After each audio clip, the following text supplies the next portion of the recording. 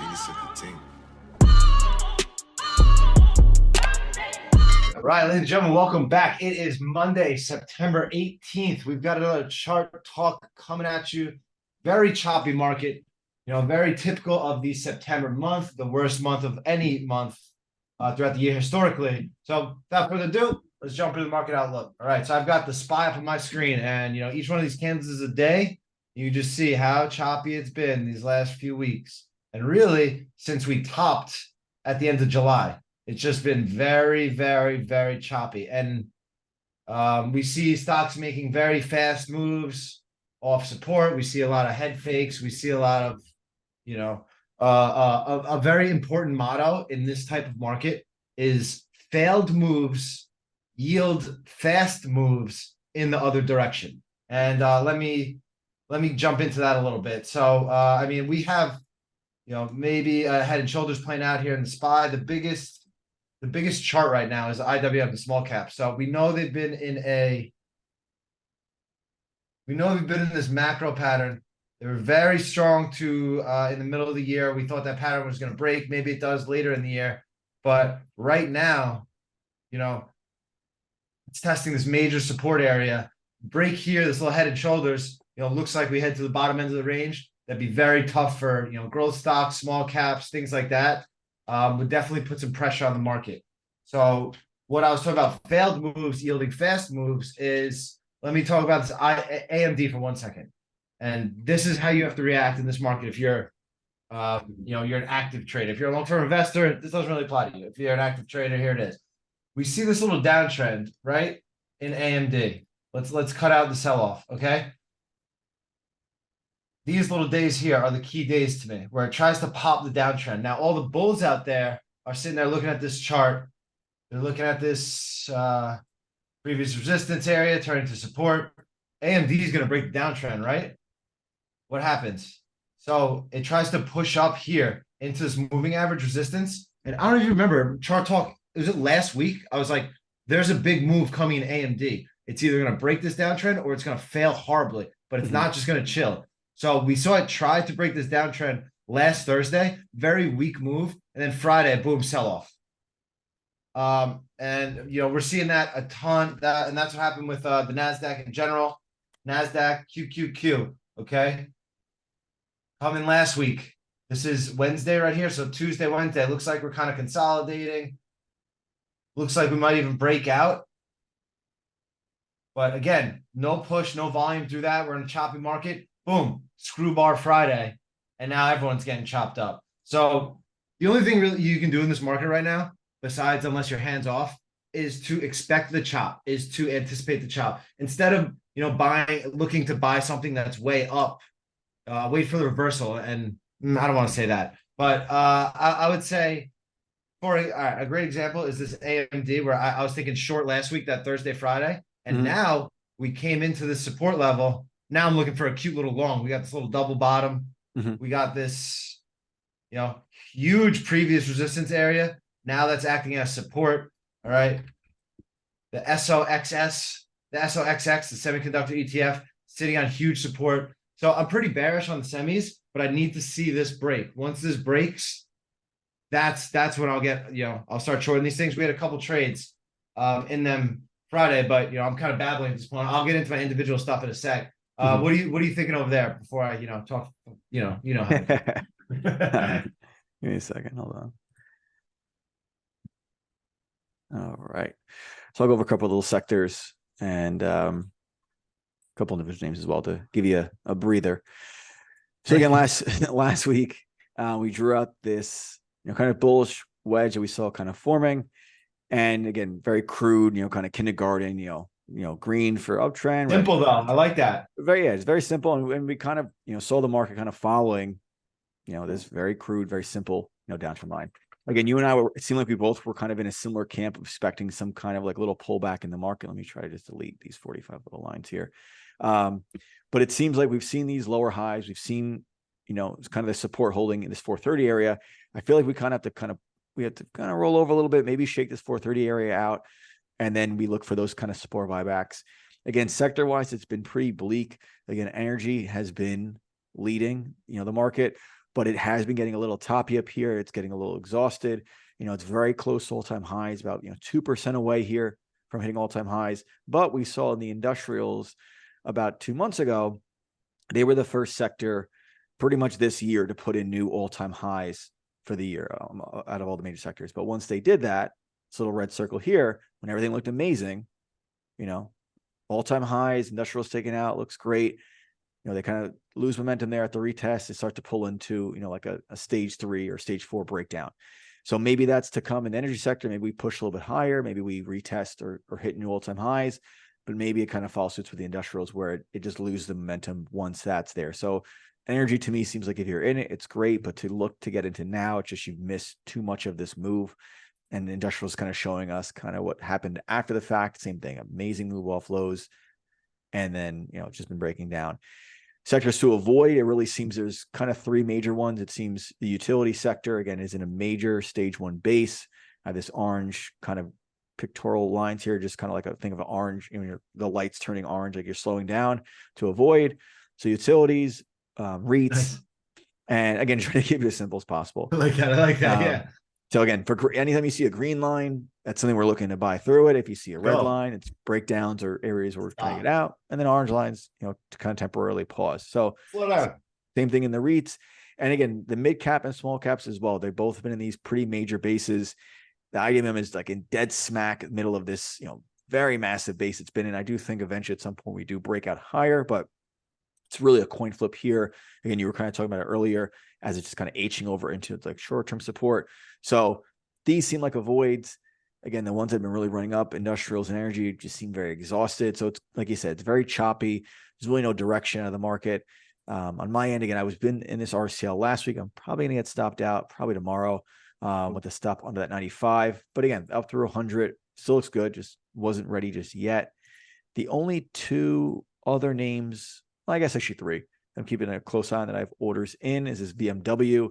Again, with the kind of choppy action we saw on Friday and even today, BMW just hasn't cared, 2, pretty much super inside days under this 170 breakout level. Maybe needs to kind of pull in. We can find a support buyback versus 160, but it's just not really caring about the market right now. It's kind of just, doing its own thing, which is a good thing to see. Other name is this LYB. This is, keep an eye on this 101 breakout level. Again, same thing, just very tight last couple of days here in this very tight range, 101 versus this 99.5. So 1.5% risk here. I actually got ticked in earlier today.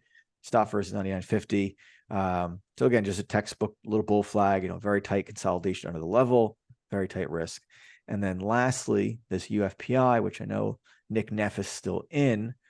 We got into it through this 104.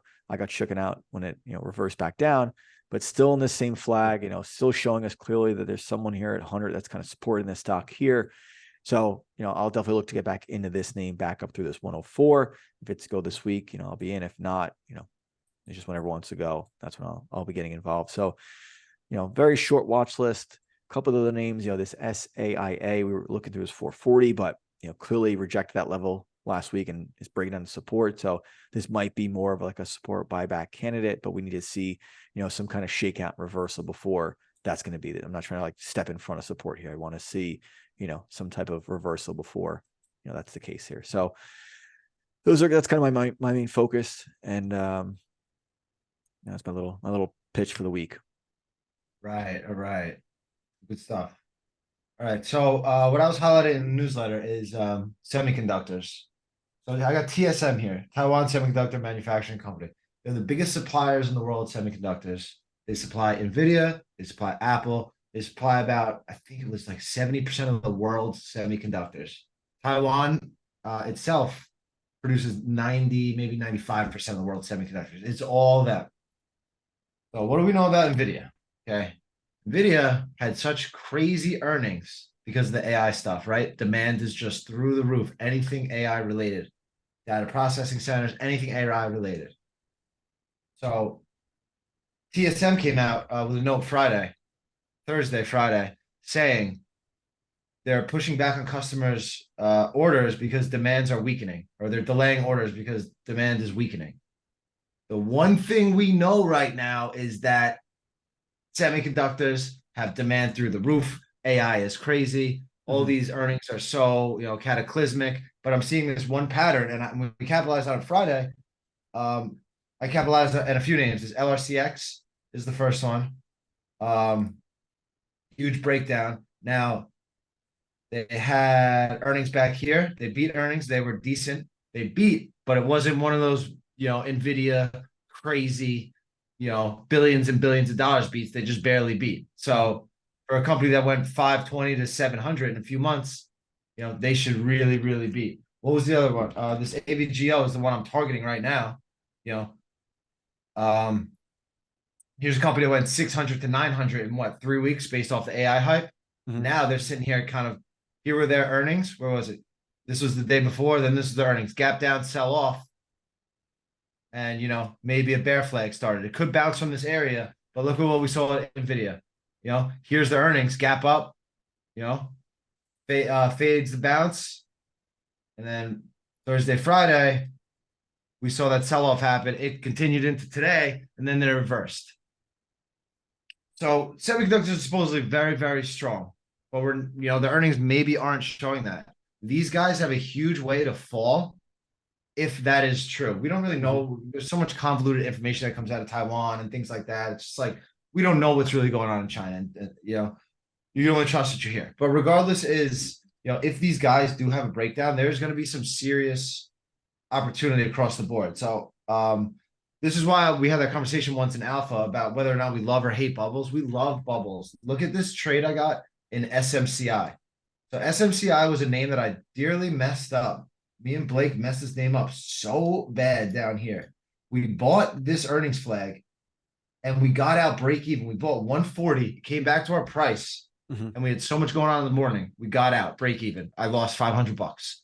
If I had on 500 shares, I lost $1, 500 shares. The name went $200. Okay.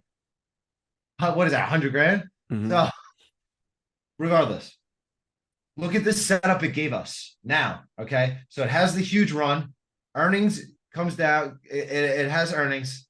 Earnings are good, not good enough. They gap down, gap and go to the downside on earnings. So now he creates this amazing bear flag. Look at how tight this thing got. Okay. Back to back inside days. I shorted this off the open. I called this out. I was screaming. I woke up and this is the morning of the Taiwan semiconductor news coming out. Mhm. I hit 1,400 shares short at what is this, 266? Had a $3 stop. So I had a $3 stop. I covered my last piece today for $22, 70 over 701 risk reward. That's the type of action you get in bubbles if you're executing at the right kind of time. I messed it up on the way up, but I caught on the way down. There's gonna be a lot of action like that. Very similar, start to look very similar. It's just PLTR. That if that wants, this started at $8, went to 20. Okay. If this one wants to have a breakdown, get back down to $10, potential for a huge risk reward there too. So now I have my eyes open on this stuff, but I understand we're in a choppy market. So it's Mhm. like, Nvidia could have that sell off, but what happened? They had that two big day sell off. They touched on this, very important ascending support level, and they reversed hard today. They could definitely pop tomorrow. This AVGO could pop tomorrow, no problem. Pops tomorrow. It gets back to this 840 and breaks it down below. That has to be an aggressive short for myself. I Mhm. will be in that very, very aggressively. This AMD was another one where it was like, we saw it fail this like downtrend here. Now it comes to extreme support, has a nice little double bottom. I wouldn't be surprised if it bounces tomorrow, but you got to be very, very aware of all these support levels, all these acute little things going on. That's what happens in these choppy markets. That's why it's so easy to get chopped up and have your hypotheses correct and you be wrong because these things happen in a flash, the change of directions and things Mhm. like that. Um, so I went on a little tangent there. I'm just saying there's in these bubbles and things like that. If you really really pay attention, there can be some incredible risk reward opportunities for names that on the way up as well as on the way down if you're paying attention. And that SMCI trade, it ended up being. I was more excited about LRCX, which we also killed. Mhm. I ended up making more in SMCI just because the setup was so good. So, when we get these risk reward opportunities, like these 3 tight days, this is a name that on average, like on one of these big days, from high to low, moves $50. Okay. The day before I got involved, it moved 12. So Mhm. when things get that tight, they're just giving us such crazy opportunity out there. It's if if you're paying attention to the right things, there's some really, really good money to be made out there. So that's the end of my little spiel. What I'm looking at from here on out, things like this Adobe, this follows that pattern too. So if these things are strong tomorrow off this huge support, I don't have a problem taking this long for a cute trade. But I Mhm. know if this support breaks at 523, look at this little air pocket. It should go right to 460, and that'd be fine. And that would be fine for the chart. Here's 440 is a so even if these things break, that's fine. We can be involved in them and get really great risk reward opportunities. So I'm looking at this Adobe. I'm looking at all the semis for maybe a potential bounce tomorrow. Maybe this AMD's a bounce. But if this AVGL, for example, fails this 840, I'm going to very, very aggressively get short. A few other things I'm looking at. This AEHR, this showed great action today. Kind of gave some up, but continue to watch that one to the long side. This OLED, this one is shaking off any tech weakness. I don't want to buy a breakout 165 just yet after this big day. If it has a few tight days consolidation, I would absolutely take that long through highs. This path is another one, where it's just kind of had that huge buying, and now it's kind of working its way back up. So we'll see what happens with these things. And then this CUBI is another one. I like this one short through 33. Very simple technical setup there. There's a lot of opportunity out there if you know where to look, if you save your risk for, the tight risk situations. But, I don't have any huge takes on the market. As you were saying, it's like expect chop, expect, we're kind of in no man's land here. This is a little mini support area, but who knows? Who knows what's going to happen? We could pop here, bounce back down. We should expect like your chart with the simple lines. Mhm. That's really the best way to put it. And what does that really signify? Is chop. So, I'm expecting a chop. We'll be trading in and out of things, take things day by day. Want to go home mostly flat unless I love something, but that's really it. Sorry for my little spiel. No, we're here for it. That's is there anything else you want to touch on? And here are rates to chill on highs. We have the Fed tomorrow. Maybe the market's just waiting for the Fed. Who knows? Yeah. But chop Well, chop. That's all to expect. the only thing is, okay, we haven't really seen an IPO market. Oh, that's right. You want to talk about IPOs? Yeah, let Yeah, me stop sharing. so we have Please. again, we had the ARM, which probably like the first, again, I feel like I can't name the last IPO that I feel like we've really come across in the Now last. that anyone was excited about this ARM Holdings is the first one in a long. It's really exciting to see, honestly. Yeah. Yeah, it's definitely good to see, like, again, we tend to see more of these IPOs come out as the market just back to high. So as we start to see more of these IPOs come out, it's definitely good appetite of risk in the market that these IPOs are coming out. From a trading standpoint, though, I think the biggest thing, especially for like newer traders, they overly get excited about IPOs when there's so much more risk involved. Again, look at the day to day. This thing opened at a couple days ago at 55, closes phenomenal. Day one, day two, bearish engulfing. Now back at the IPO lows. With these things, it's like if you're going to take them through the IPO high, like through 69, 2 or 3 attempts, probably a great trade. But until then, Ooh. I feel like these are just really big avoids. Unless, like, for Wait. someone like you, yeah. Yeah, I mean, I'll show you that. It gave a really great active trade if you want to go over it. I was fucking. Oh, sorry. I was dude, because I was shorting this LRCX before it was ready, Mhm. and I saw the arm come out. And I saw the setup. If you look at the 1 minute, off a huge bid came in at 50. What The was that day, low? 55. the day of the IPO. Yeah, so you could have bought 56 versus 55 on the 1 minute, and it's amazing. And then it ripped to like 65, and then later got to 67. Great risk reward there. 56 versus 55, going up to 9-1 risk reward in a few hours. That's why you gotta love the IPOs.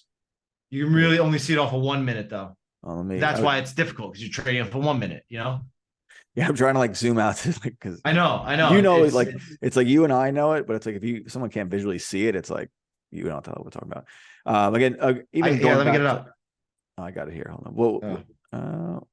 damn, these minute candles are. I'm gonna share my screen in a sec. Yeah, you just share your screen because this. Let me share. And then you'll see it. And I saw this setting up, but I was so concerned about my LRCX short that didn't do anything that day. And eventually it was like the big winner. So you see, a huge bid came in at 55.50. and just, they tried to break it, couldn't break it, couldn't break it. You buy through this area, so you buy 56, 50, 57, and then you kick all the way up. And you hold some to make the end of the day move. It ended up popping all the way to 69. So now you see it 69. But if looking off this entry right here, 56, 57 versus 55, 50, gave a pretty good entry. It came with a huge bid. It was kind of everything you wanted to see. I was looking at that afterwards. I'm like, am I losing my touch? Like, this is like a perfect setup for me, active trading. And I just watched it go by. Like, IPO, everyone's excited about, huge stabilizing bid, comes in, whatever. Yeah. I No feel like even more. like the end of day run, I feel like we've seen that like when we used to, trade IPOs much more heavily than we do now. Oh yeah. Like Oh the yeah. end of And day what they run. do is, what they do is they try to shake you out all day. If you look, it dipped all day before the end of the day run came. So it tried to fake little consolidations, try to get you in. Yeah, look, you see, look on 15 minute, Mhm, all those red candles in a row. That's just trying to get the weak hands out, and then they buy it up at the end of the day. mhm. So you gotta hold some to your price. You say you buy 56, you gotta have that 56 stop in for a little small core. But I think the one big thing that we always did with IPOs is like you had to come into the day, since again, you don't know like the price action before it starts trading, is you had to come in with like a defined amount you're willing to risk. If Yep. it's a Yep. thousand Yep. bucks or Yep. $500 or $100, that dictates, where you're buying versus where your out is. And that's how you can game plan like on the fly. Cause it's like, all right, this thing opens up here. However, you're trading it, like you don't know how the day is going to progress because it is, it's the first day of trading. But again, for most newer traders, the IPOs tend to be more costly for most unless you're really actively trading. But on this same note, Klaviyo is going public soon, which is actually a service that we've used since probably 2016. So we've been using them for quite some time. Again, it's an email marketing service. They're basically like a little brother, a little sister with Shopify. That a lot of their customers, ourselves included, came from that source. So I kind of talk about their IPO that's coming up. I don't know when it's coming out. They filed Monday. Is it this week? I think this one actually could be good. I mean, it's something we've used so long. It's like, how could I not? Yeah. As of June 3rd. Yeah, I don't know if they put a date. So yeah, we were talking before we started this. It was like I was like a little conflicted of like if again for Klaviyo, big subscription business. Again, we pay for them monthly.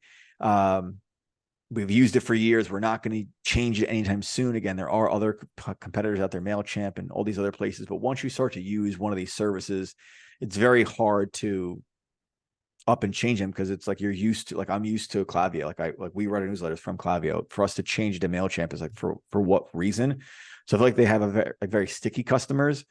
They get a lot of small mid-sized businesses. The only thing, again, we were talking about this, this research, whoever this Laura person is mentioned that the average customer spends $5,000 a year on Klaviyo.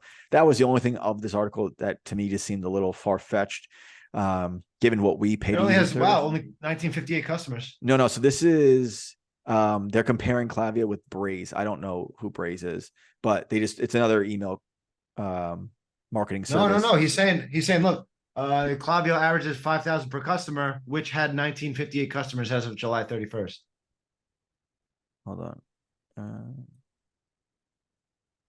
No, I don't think. Hold on. It says a Klaviyo and Oh, Braze. wait, is Braze? So Braze, Yeah, Braze, I believe, is a different company. Is a different. no, is it a different company or is it their like uh kind of network offering? I don't know. Let's see. No. So look, it has some big rivals along with Mailchimp and Braze. So Braze is yes. This is saying that Braze Okay, okay. charges upwards of 200,000 and has chosen Oh, customers. Braze is BRZE. We fucking traded that. Oh God. Yeah. So that's a separate company. Um, but here, this is like they talk about how they finally started to make some money this past year. They do have an agreement with Shopify until basically 2030. But again, very sticky business. Again, for us, we're not going to change and go to Braze or MailChimp, these other people. I would assume most of the people are kind of in the same boat. Same even with like brokers, like when the whole Robinhood issue is like you use Robinhood, you're going to kind of stick with them. So it'll be interesting to see the IPO again. If through IPO highs, I don't think I'm going to day trade Klaviyo. But I consider will. we, well, okay, maybe I would say we could day trade it with the take the money challenge, but I don't think we're real much. Oh, that's the only way I'm gonna win, actually. Fuck. So All right, we'll try to day trade some with that account. Actually, that's not a bad idea. Yeah. I mean, we're getting close. We're past the halfway point. You know, both of our accounts are over 2,500. So we need to start putting some points on the board so we're not handing away, 10 grand in a couple months. But yeah, so Clavio again, we got to see how it trades. I'm a little indifferent on it still. Again, we use it, but it'd be interesting to see how the name starts to trade. So It's been good to us. I'll trade it for us. Yeah. You trade it, I'll buy it. We'll see what happens.